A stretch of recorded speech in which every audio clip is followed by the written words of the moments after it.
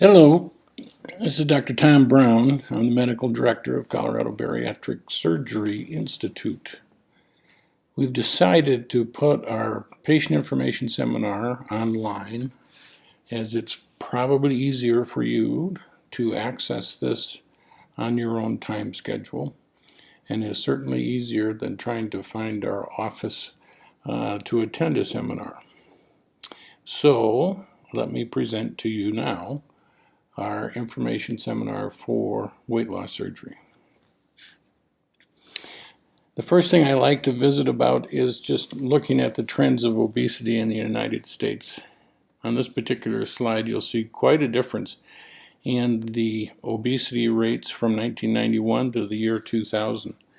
In fact, we've gotten to the point where 30% or so of our U.S. citizens are morbidly obese and 30% are overweight. But what's interesting about that is that in 1904, the morbid obesity rate was 5%. In 2004, the morbid obesity rate in the United States was still 5%. So if you look around your families, you'll notice that you've got several family members that are suffering from the same problem, and that morbid obesity has a lot more to do with genetics than supersizing America. So what is morbid obesity? Well, it's the degree of obesity when serious conditions occur as a direct result of excess weight. It wasn't until about 2 years ago that the American Medical Association finally decided to call obesity a disease process. And it's from this disease process that we see several chronic illnesses that have devastating effects on you. For example, we call these comorbid conditions, and they consist of things like diabetes, sleep apnea, hypertension. Those are the big three that have such a devastating effect on our patient population. Now, what's the impact of morbid obesity in general? It's kind of surprising that 1 in every 20 medications prescribed is for an obesity-related illness. It's also interesting that morbidly obese patients tend to have not 1 or 2 comorbidities, but several at the same time. The effect of morbid obesity is that it does reduce people's life expectancy dramatically, estimated to be somewhere between 12 and 15 years. And it certainly impacts your quality of life, makes it difficult to travel on airplanes, to get out to social events. People tend to stay home increasingly as their weight increases. Now, personal costs of obesity. These are relatively recent numbers. So unfortunately, over time, it appears that medical care costs continue to go up, and the morbidly obese patient spends 42% more on medical care, 77% more on drug costs. They spend more time in the hospital, and the ultimate increase in cost per year if you're morbidly obese is somewhere between $3,000 to $10,000. It's also surprising that in this day and age, there's still a difference in pay and promotions for people that are morbidly obese. Women tend to earn 6% less that are morbidly obese versus their counterparts that are of average weight.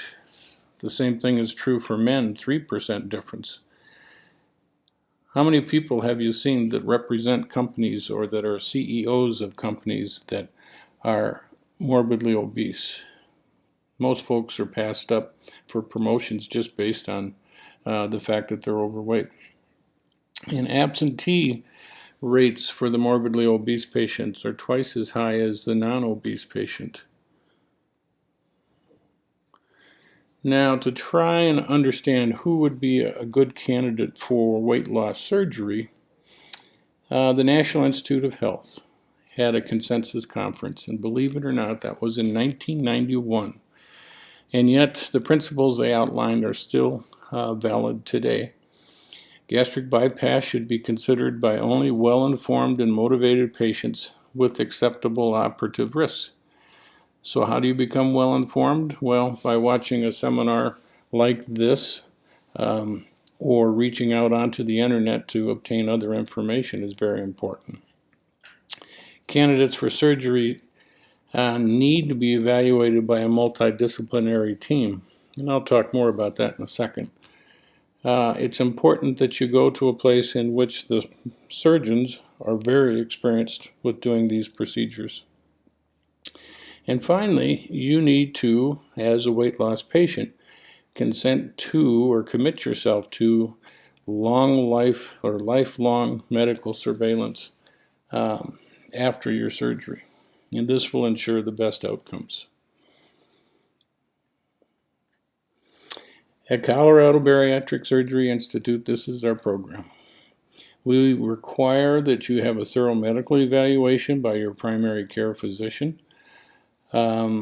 At times, they may want to involve cardiologists or pulmonologists to evaluate other medical problems that you may have. You need to have a complete surgical evaluation. That consists of sitting down and going through the various different surgical options and completely understanding what you're thinking about getting yourself into.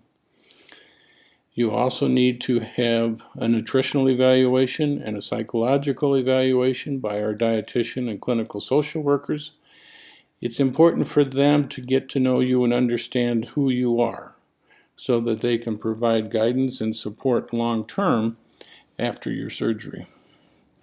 And finally, it's important that we provide long-term follow-up in the form of support groups or even just appointments and ways for you to come and interact with us. We know if you have 7 to 8 interactions with our program post-operatively that you'll have about a 25% better weight loss. So why should you consider bariatric surgery? Well, these next two facts are a little bit tough, but 98% of all patients will fail on any diet or medical therapy that we put you on. It's important that you try to lose weight, but the average person will lose 20 to 25 pounds over a multi-month period of time, only to have that weight regain occur over the next 6 months to a year, and oftentimes gain more weight than what they actually lost. Only 1/3 of the patients will actually reach the age of 65 without surgery. Currently, surgical therapy for the morbidly obese is the only proven long-term solution for weight loss. And unfortunately, if you don't reach out and consider surgery, your chances of reaching the age of 65, let alone an average age of 80, is much reduced. Now, surgery improves or resolves most major comorbidities. And that's huge because that will reverse your chances of dying early and improve your chances of living to a normal life expectancy. And finally, the benefits of surgery clearly outweigh the risks. The surgery procedures themselves have gone through a number of changes and really are quite safe today. What are the actual indications? Body mass index, BMI. That's a measurement of your weight divided by your height in a kind of a fancy calculation. The bottom line is normal body mass index or ideal body mass index is 20 to 25. So if you have a BMI of 40 or more, you should be thinking about weight loss surgery. If your BMI is greater than or equal to 35, but you've got one of those major comorbidities like hypertension, sleep apnea, or diabetes, you should be thinking about weight loss surgery. And the next one is new. In the last 2 years, we've figured out through multiple studies done worldwide that if your BMI is greater than or equal to 30 with poorly controlled diabetes, you should be considering weight loss surgery. Gastric bypass will often resolve or at least put diabetes into remission for a long period of time. It's important that you've attempted to have weight loss done through a diet, because maybe you are one of those 2%. And the last indication that needs to be met is that we can't have any active psychological problems or medical contraindications present at the time of surgery. What does that mean? Well, if you've got some psychological problems, it's important that they're well treated and stable for at least 6 months. If you've got a medical contraindication, say you had a heart attack 2 months ago, it's probably better for us to wait until you've been 6 months or even a year out from your heart attack, when it's a safer time frame for us to be actually doing the surgery. Now let me tell you about our population. Through the years, these numbers have been pretty consistent. 80% of our patients are women. 19 to 20% are men. It's not because we have more morbidly obese women. I believe women take care of themselves better than men. But that seems to be a pretty consistent number. Over 90% of our patients have a BMI greater than 40, with a third having a BMI greater than 50. Nearly 100% have some serious medical problem, with 75% having 4 or more major comorbidities. I would love to have us seeing patients before they develop their comorbidities. And hopefully we're making some changes towards that at this point. It's interesting that 85% of our patients are at least taking medications to treat some of those comorbidities, but it's sad that more than a third are taking 4 or more types of medications. Now, what sorts of surgical procedures are we talking about today?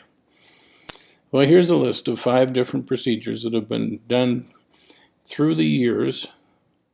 The vertical banded gastroplasty was the gastric stapling of the 80s, and it had some problems and fell out of disfavor, or fell into disfavor.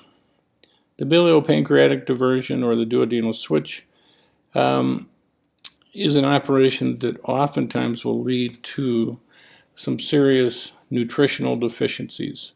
And so it's not offered very frequently in the United States today.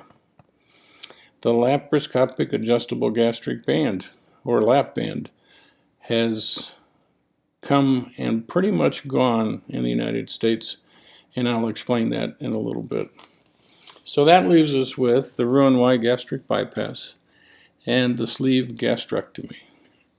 Let's start with the bypass. The roux-en-y gastric bypass is the most frequent, or was the most frequently performed bariatric procedure in the United States up until a few years ago. We've done over 3,000 roux-en-y gastric bypasses at Colorado Bariatric Surgery Institute over the years. It consists of 2 components, a restrictive component and a malabsorptive component. These 2 components come together to provide really quite good weight loss. It is the most frequently performed bariatric procedure for type 2 diabetes, and about 80-85% of the time will put your diabetes into remission, meaning normal blood sugars, normal hemoglobin A1C, and get you off of your medications. This procedure was first performed in the late 60s, and today at CBSI it's performed robotically. Here's a slide to show you the 2 major components of the procedure. If you look in the white circle, you'll notice that there's a pouch. That pouch has been made from the upper part of the stomach. It's done with staples. It's designed to be fairly small. It's about the size of your thumb. And we make it the size of your thumb because at a year we know it's going to stretch out to be about the size of your fist, or about 25 to 30% of a normal sized stomach. It will never stretch out to be a full-size stomach, but it will always restrict how much food you can actually take in. The other thing that this small pouch will do is it suppresses your hunger, and so you'll be able to lose weight and not be hungry. Quite different than today when you try and go on a diet. You're almost always hungry as you're trying to lose weight. The second part of the procedure, you notice that the main body of the stomach, the excluded portion of the stomach, and the duodenum are going to be bypassed. And we do that by dividing the small intestine between the duodenum and the second portion of the small intestine. We bring that second portion of the small intestine up and attach it to that pouch in the white circle. And then we measure 150 centimeters downstream, roughly 75 inches, and bring the duodenum back together with the second portion of the small intestine. Now, what does that do? Basically, it delays your ability to process the food that comes into your pouch. The small intestine will transport the food down to the connection with the duodenum, but it won't actually absorb much because the food hasn't been broken down by the enzymes from the liver and the pancreas. Those enzymes come in at that arrow pointed near the pylorus. They travel down the duodenum and start mixing with the food where the connection occurs in the blue circle, and the absorption of food takes place further downstream. The net effect, we've got a small pouch that restricts how much comes in. We have a segment of the small intestine that bypasses the stomach and the first part of the small intestine, shortening the intestines and making it so that you absorb less in the long run. This will lead to about a 70% reduction in your excess weight. Now, there are complications with these procedures. The early complications, the most significant one is the anastomotic leak. That's a leak from one of the connections that we make between the pouch or when we put the small intestine back together again. A leak can lead to a prolonged stay in the hospital, and it can be quite serious. Our leak rate at CBSI is less than 0.5%. So it tells you that we have very good success, but that every now and again we do have a leak. Probably the second most important complication is the DVT and PE. That means blood clots that can form in your legs and can sometimes go to the lungs and cut off blood supply to the lungs, which can lead to a serious problem. Our DVT-PE rate is about 1 to 2%.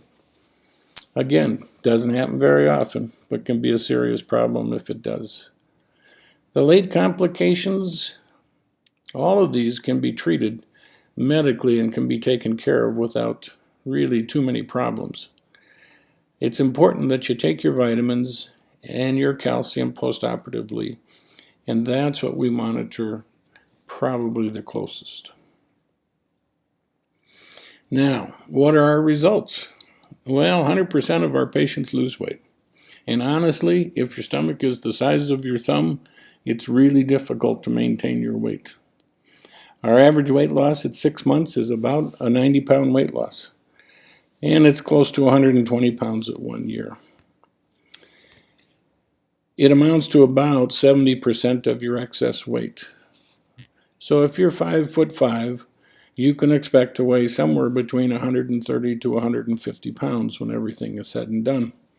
If you're 5'8", you're going to be somewhere between 170 and 190 pounds afterwards. Most likely this represents a large weight loss for you. In our patient population, it's about a 24% reduction in BMI at 6 months. Now the next step is what really gets me out of bed in the morning.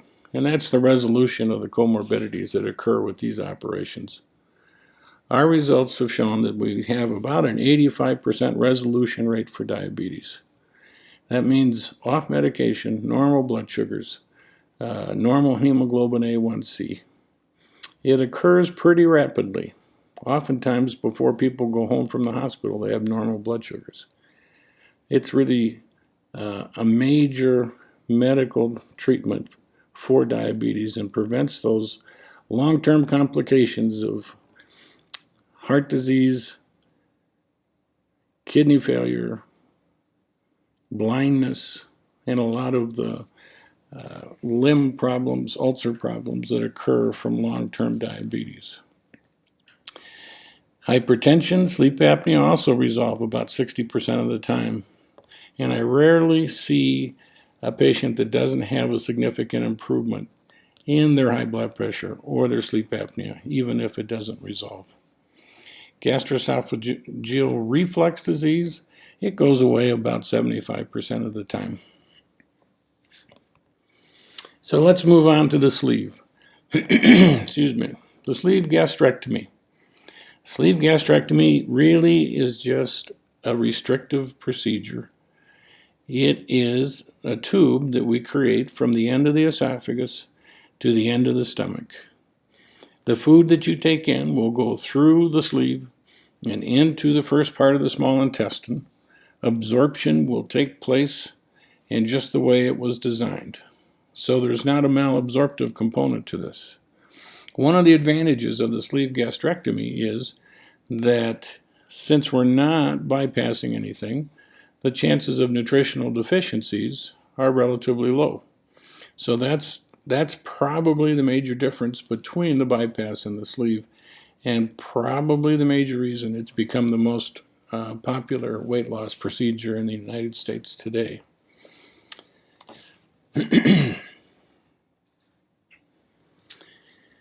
Now, the sleeve takes about 60 minutes to do. The average length of stay in the hospital is somewhere between 24 and 48 hours. It is also done robotically today. The weight loss is rapid. It can be a half a pound to a pound a day initially. Our average weight loss at 6 months is 90 pounds, very similar to the gastric bypass. There isn't a maintenance to sleeve gastrectomy, meaning if for some reason you decide not to take your vitamins and calcium postoperatively, chances are you won't get into any major problems. The total weight loss occurs by about a year, and it's a really pretty straightforward procedure. It too can have complications. The early complications of leak and DVT or PE occur with the same frequency as does the gastric bypass. So it really is a pretty safe operation. The sleeve was compared to having your appendix taken out or having your gallbladder taken out in a study that came out about a year ago. And what they found was that the sleeve actually had fewer complications and was safer than an appendectomy or having your gallbladder taken out, to give you a reference.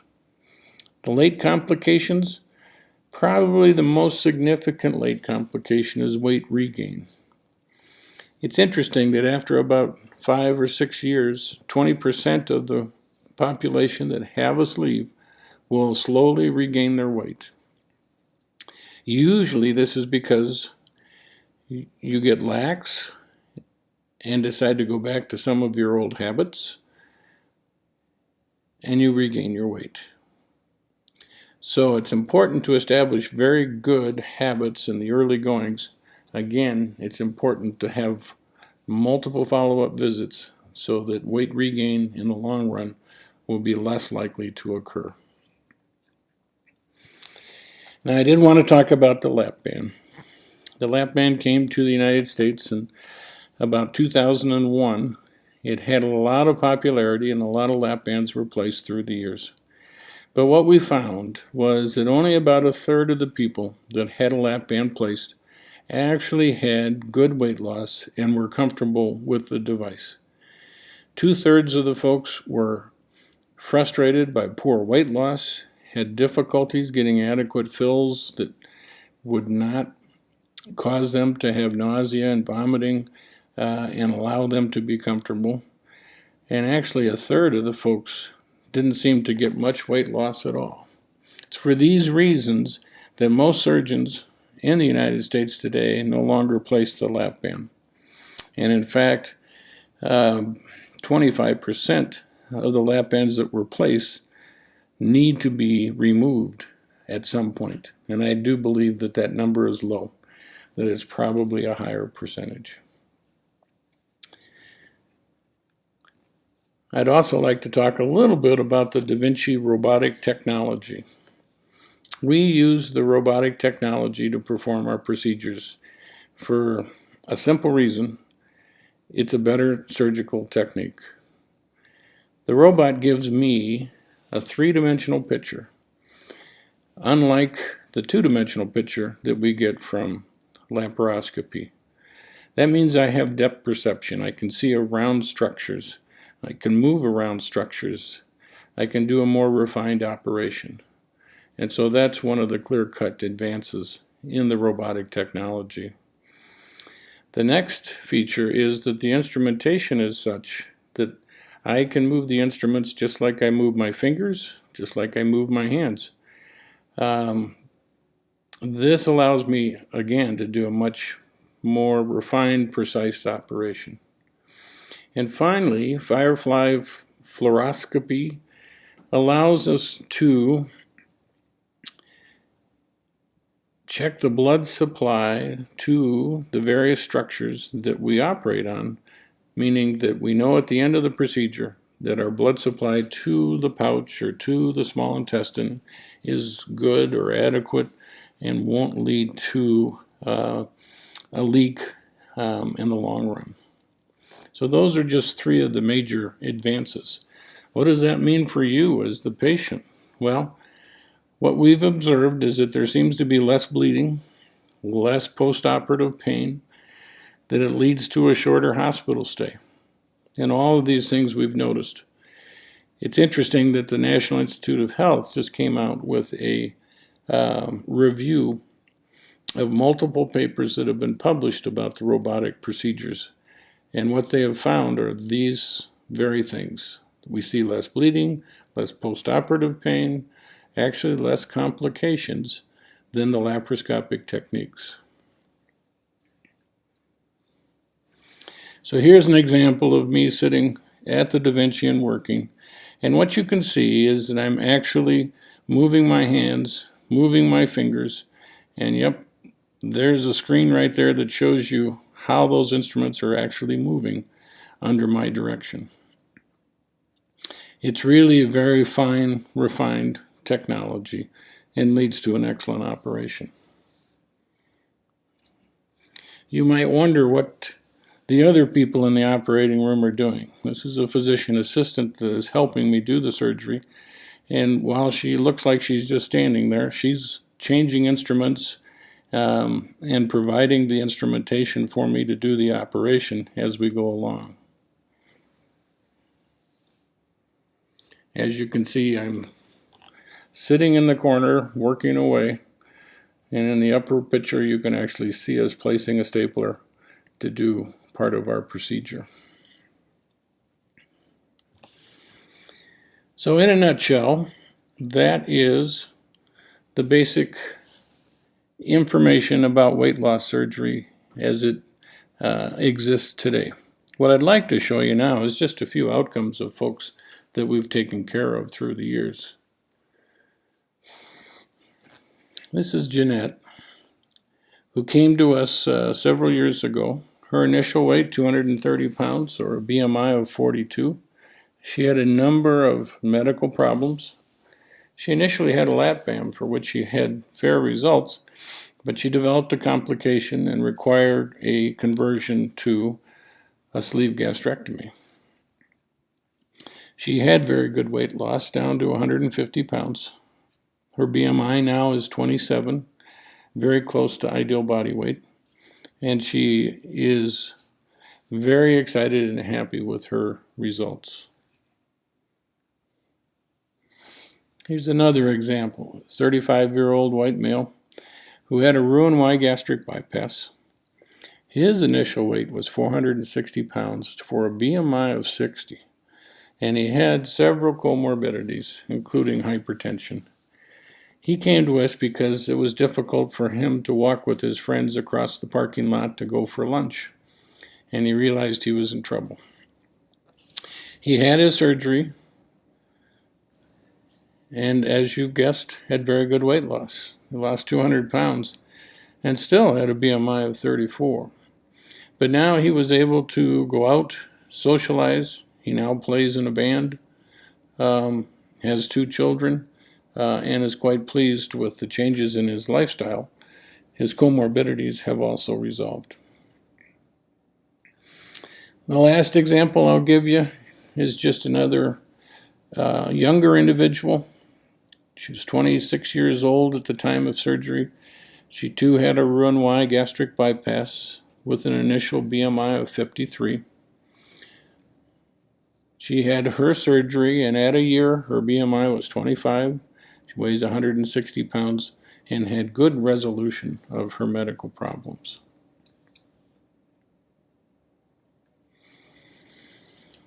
Well, thank you for allowing me to present this information to you. If we can be of any help, let us know.